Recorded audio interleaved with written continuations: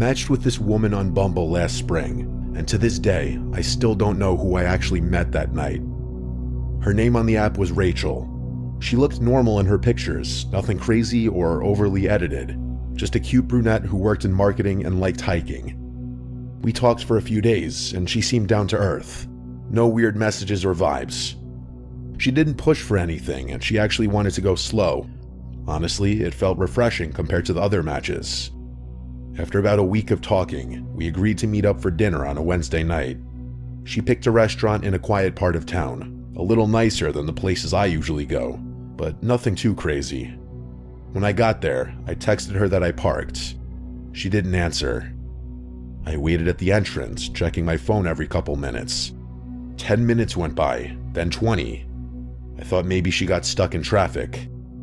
I messaged again, saying I was inside by the hostess stand. I started getting a little embarrassed. It looked like I was getting stood up.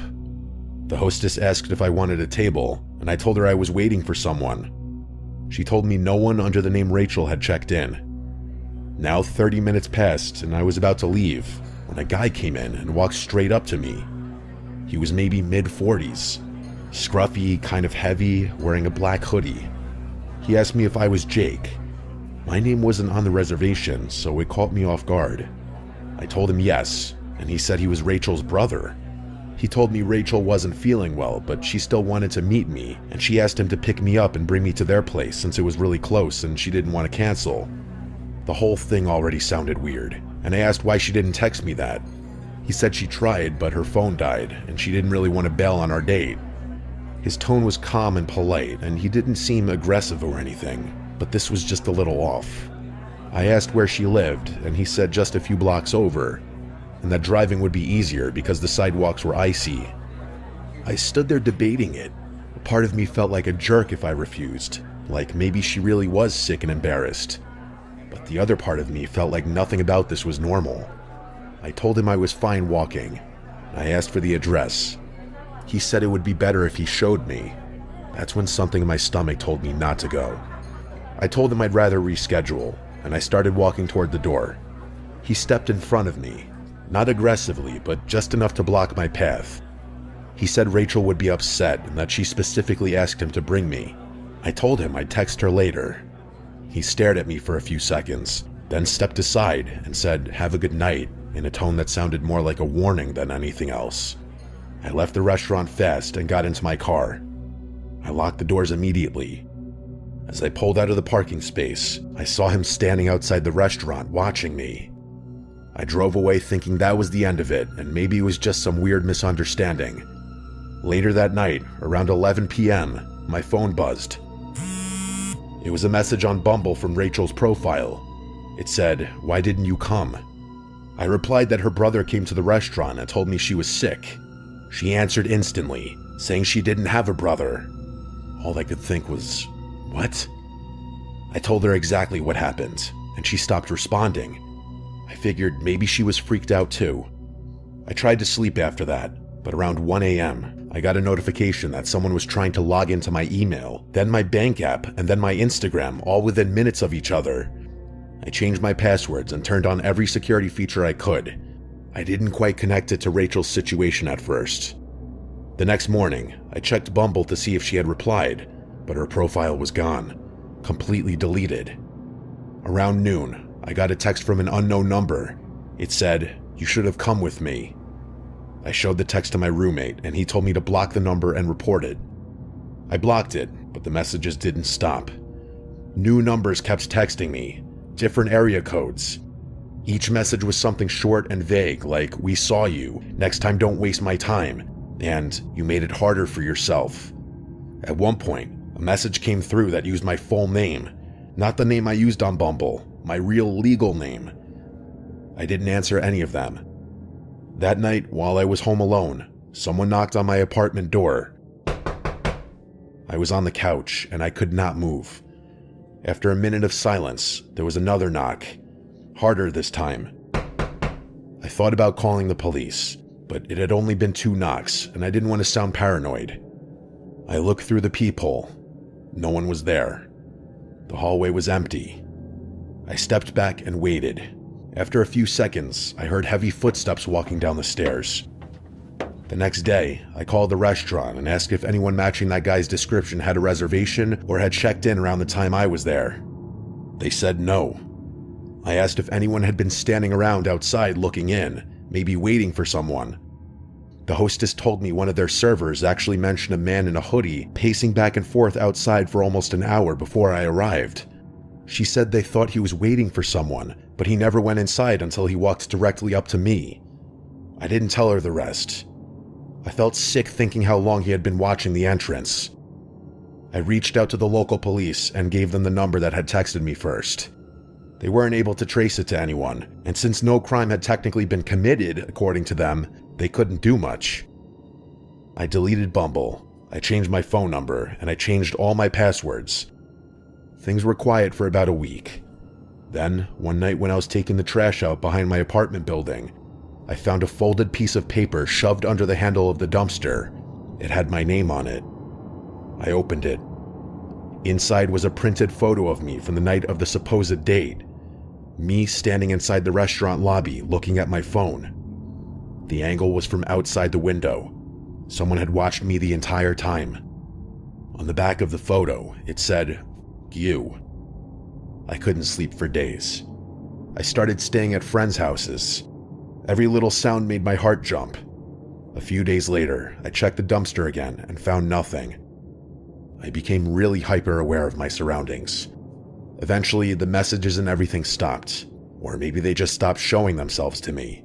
Maybe they were still watching. The only thing I know is that the person I met that night was not Rachel's brother, because Rachel didn't exist. Someone made the entire profile from scratch. Someone created her just to lure somebody somewhere. Someone was expecting me to leave that restaurant with them. And the worst part is that I still don't know who he was. I have not been on a dating app since. I feel like I was supposed to disappear that night, and the only reason I didn't was because I trusted my gut at the last second.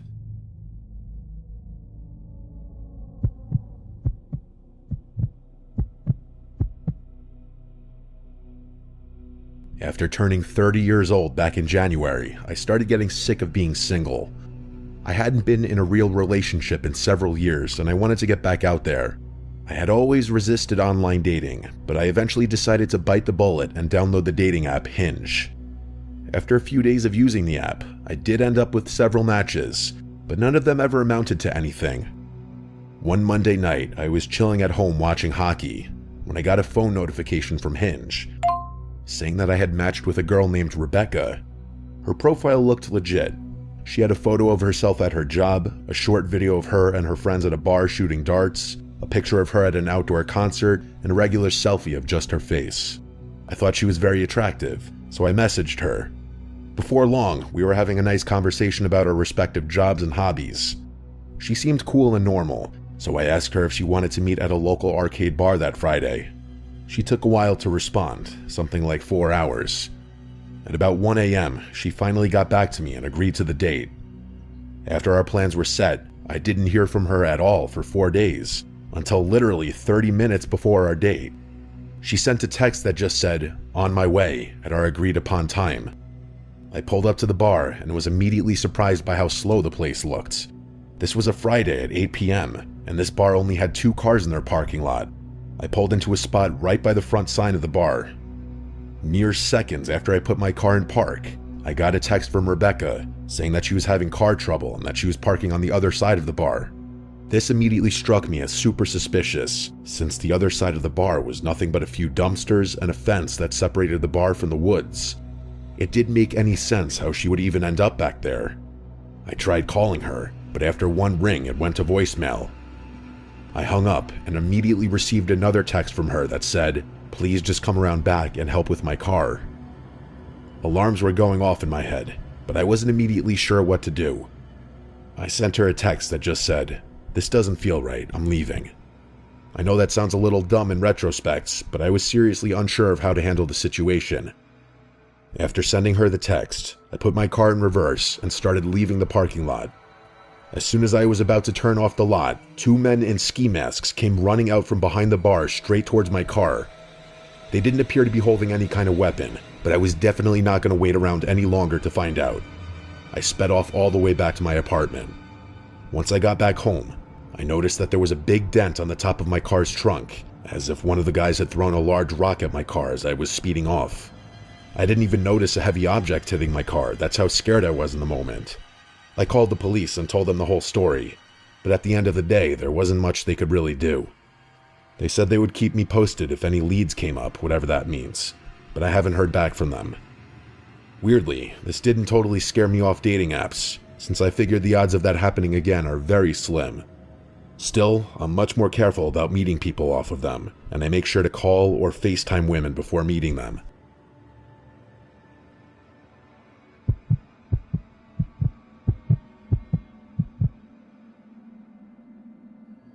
I still remember that stretch of 2024 like it was yesterday. Humid city nights, cramped condo living, and the constant hum of anxiety sitting in my chest because the board exam was only a few months away. I was staying in a small condominium in the city with my 3 friends. All of us were buried in review materials, practice exams, and the occasional emotional breakdown disguised as a coffee break. And like every other stressed out 20-something stuck between obligation and burnout, I thought it would be a great idea to distract myself with someone new. That's when I met him. Let's call him Michael. I don't know if it was the boredom, the loneliness, or just the fact that I was tired of thinking about formulas, but I found him attractive right away. He was charming in the beginning. Calm, funny, the type of guy who replied fast, but not too fast. It was as if he mastered the perfect balance of interest and chill. We started talking every day, and then every night. And before I could fully process what I was doing, we were dating, or at least something that felt like dating. Michael was, at first, everything a sane person would want. Respectful, attentive, a good conversationalist. We would be on calls for hours while I lay on my thin condo mattress, staring at the ceiling and listening to his voice fill the room. The only weird thing was that he never showed his face during our calls. He claimed his phone had been stolen and the laptop he was using didn't have a functioning camera.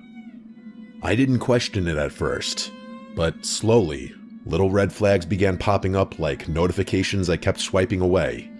The biggest one? The way his tone changed whenever the topic got even remotely intimate.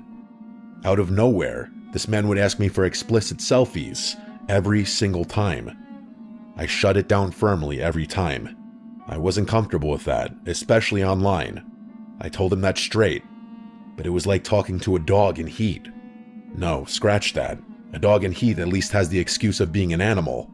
This guy, he was worse, because he knew exactly what he was doing. We'd argue about it a lot. He'd push, I'd refuse, and he'd sulk.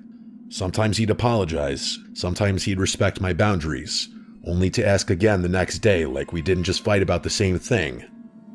The cycle became exhausting, and yet, despite all of that, I still wanted to meet him in person, to see if this connection was real or if I was just romanticizing a voice on the other end of a screen.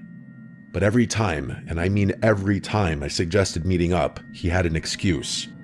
He had errands, he was busy, he didn't feel well, his schedule was full, he wasn't in the city, he had a family thing, he had an emergency, or the classic, soon. It was always soon, but soon never came.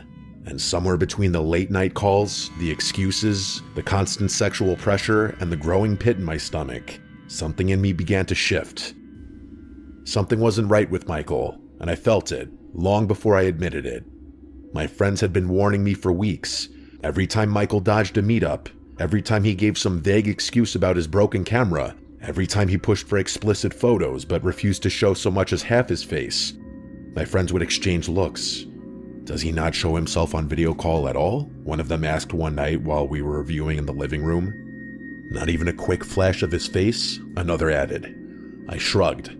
His phone got stolen, I reminded them for maybe the 10th time that month, and his laptop camera is broken. They stared at me like I had just announced I believed in unicorns. Marie, come on, one of them said gently. If he really wanted to see you, he would find a way. Even a 10-year-old laptop has a camera. Something's off. I knew they were right. Deep down, I felt it too. But I kept defending him. I kept telling myself he wouldn't call me every day if he wasn't serious. I kept insisting he was just going through something personal. I kept believing the version of the person he pretended to be. Then came December, weeks before Christmas, with that stupid mix of hope and denial swirling in my chest. I finally told him, "Come over, meet my family, spend Christmas with us." He sounded thrilled. He said yes instantly, no hesitation or excuses. For the first time, I let myself believe that maybe everything would pay off in the end. I pictured a sweet Christmas morning introduction, a cheesy meet my boyfriend moment, a fresh start, maybe even something real. But the day before our meetup, everything shattered. I remember sitting on the condo couch reviewing flashcards when he called me. His breathing was shaky and uneven. At first I thought he was just stressed. Then I realized he was crying. "Can we talk?" he whispered. Something in me went cold. It took a while for him to choke it out, but when he finally did, the words hit me like a punch straight to the stomach. "I'm a catfish." My heart dropped. He confessed everything. The photos, fake, taken from an Indonesian influencer he'd been pretending to be. His name, fake. His work, fake. His nationality, he lied about everything. My head was spinning so hard, I thought I would throw up. I felt my skin crawl and my face drain of color. It was like he peeled off a mask I didn't even know he was wearing. And then, because apparently the universe wanted the moment to be even worse, he sent me a picture of his real face. He claimed he didn't lie about being 24, but honestly, I've seen uncles in their late 30s who looked younger than him. In that moment, my brain connected all the dots. The way he pushed for explicit photos, the way he'd get sulky and aggressive when I refused, the way he'd avoid meeting up. Knowing what he really looked like, what he really was, made all his past behavior 10 times more uncomfortable. When I told him I wanted to break up, he snapped. He said, "So you're just like the other girls. You only liked me because of the pictures of the guy I used. You never cared about me. You're no different." I was stunned. He lied to me, deceived me, manipulated me, yet somehow I became the villain. He ranted and I cried. He blamed me, then he apologized, and then he begged. He guilt-tripped, like a full cycle of emotional manipulation condensed into 30 minutes. And then came the most unhinged part of it all. He said, "Please just let me stay with your family on Christmas. I already told my parents I won't be home. I have nowhere else to go." I stared at my phone in disbelief. Absolutely not. I muted him. I ignored every message, blocked the numbers, refused to let his chaos bleed into my holiday. And I had a peaceful Christmas with my family, the kind of Christmas I needed. But if things had truly ended there, I wouldn't be writing this. Because Michael didn't stay gone. He didn't accept the breakup. He didn't disappear quietly. And the worst part was still coming. For almost a year, life felt normal again. I focused on myself, my hobbies, and my friends. I became active on Instagram again, something I had stopped doing while dealing with the emotional fallout of Michael's lies. I started posting selfies, little life updates, even some cosplay photos I was proud of. It felt good to exist online without feeling watched. But the one thing I forgot? Michael and I still followed each other. It didn't even cross my mind until it was too late. One night, after posting a few stories, nothing dramatic, just a selfie and a behind the scenes of a new cosplay, I got a notification. One message request, Michael. He replied to my story, "Hey, how have you been?" Just reading his name made something cold crawl up my spine. I didn't open the message. I didn't even breathe for a second. I just locked my phone and tossed it aside, like the words would burn me if I looked at them for too long. I tried to ignore it, but the notifications kept coming. Every few hours, another message. Eventually, I got so sick of it. I opened our chat, and the moment I did, my entire body went cold. Because sitting there, sent just minutes earlier, was a photo of the front of our house. My parents weren't home. I felt like the air was being sucked out of my lungs. My fingers moved on instinct. I locked all the doors in the house, ran upstairs, shut my bedroom door, and locked that too. Then I called the police. While I was on the phone, trying to speak without my voice cracking, I heard knocking. Pounding. He was outside, and yelling my name. He yelled, "Please just open the door. We can talk." His voice was desperate and unhinged, a tone I had never heard before. I held my phone so tightly I thought it might crack. I crouched beside my bed, trying not to make a sound while the dispatcher kept me calm, step by step. "We're on the way. Don't come out. Stay on the line." It felt like hours, even though it was probably just minutes. Thankfully, we lived close to a police station. I heard footsteps outside, an officer shouting, and then finally, silence. They arrested him. When they came to the door to check on me, I finally unlocked it, still shaking. The officer who talked to me had a serious look on his face. The officer told me he was holding a knife. I had to grip the doorframe to stay upright. He came to my house with a knife. I didn't know if he meant to threaten me, or hurt himself, but none of the possibilities made me feel any better. They were all terrifying. Because of that, I had no choice but to tell my parents everything, every lie he told, and every red flag I ignored. They scolded me, of course, for trusting someone online and for hiding it from them, but underneath the worry and anger, they were relieved that I was alive. My mom hugged me like I came home from war. Thinking back on the words, "he was holding a knife," still give me the chills.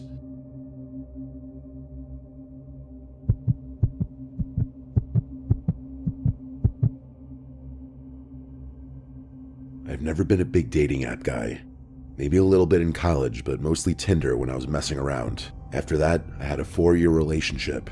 I didn't really know how to go out and flirt anymore. I didn't really have game anymore. So I was on Tinder for a bit, just testing the waters as a freshly single guy for a bit, and going out with my single friends a lot. But when it came time to start seriously dating again, the easy answer was of course a serious dating app. Hinge was the one everyone recommended for finding quality women looking to actually date. So I got on there, and I got a few matches in the first few days. One was a really pretty girl named Jenna. She was this short Italian-looking girl with black hair, tan skin, and she looked like she worked out. We seemed to hit it off immediately in the chat. After like 10 messages from both sides, she asked for my Instagram, saying she hates opening the Hinge app and would rather talk there. So I gave it to her, and moments later, I got a follow request from her account. Her username was JennaX1 with 3 A's or something like that. She had like 2,000 followers, she followed 200 people, and she had 2 posts. Both posts were her taking a selfie in the mirror, but she admittedly looked good. The posts got a lot of likes and comments, all thirsty-looking guys by the looks of it though. She had a story up, and I clicked on it, and it was her at the gym taking a mirror selfie. Also looked good. She DM'd me right away, and we took the conversation from there. We continued talking about the same stuff we left off at, the gym, traveling, and we found that we related pretty well, and surprisingly, we agreed to meet for a spontaneous drink at a bar in town that night. She said she was in the same town as me, which was convenient, so we planned for 9 p.m.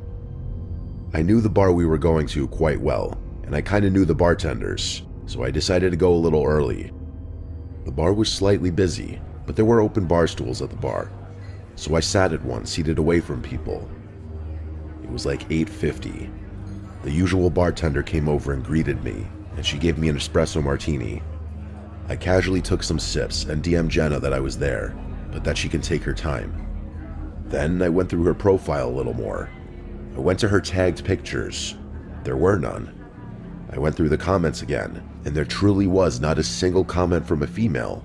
It was all dudes. I hoped that wasn't a red flag that she got around.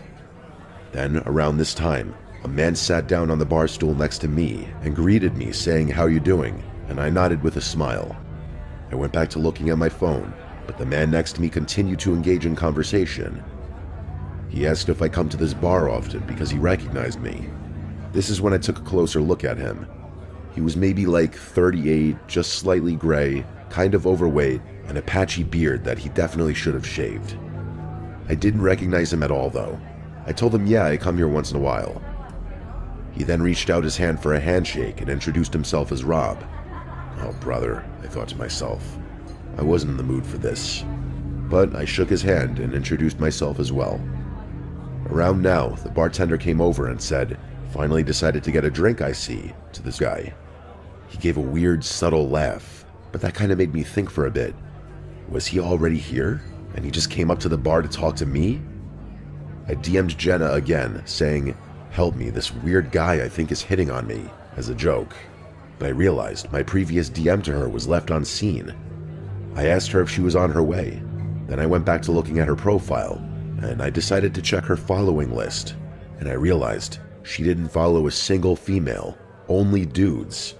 What kind of girl doesn't follow any of her girlfriends? This was weird. Was I catfished? The annoying guy to my right kept trying to talk to me. I had to tell him 1 second, please, as I tried calling Jenna through Instagram. She didn't pick up. It was past 9 o'clock, and it seemed like she was ghosting me, and I also just felt like this profile was fake now. I went to Hinge to find that her profile was gone, like I expected. Yup, I got catfished. I asked the bartender for the check, and then the Rob guy said, "Leaving already? Where are you from?" I said, "Yeah, I gotta get going." I didn't care to explain the situation to this guy. To be honest, I was kind of annoyed at how outwardly he went out of his way to talk to me. As I got the check, this guy would still keep trying to talk to me, even telling me I should stick around and that the hot chicks come around this time. I thought he was weird, and I was kind of just being short with him at this point.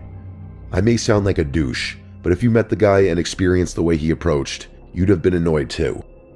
As I said bye to the bartender and turned to leave, I felt a tight grip on my left wrist suddenly.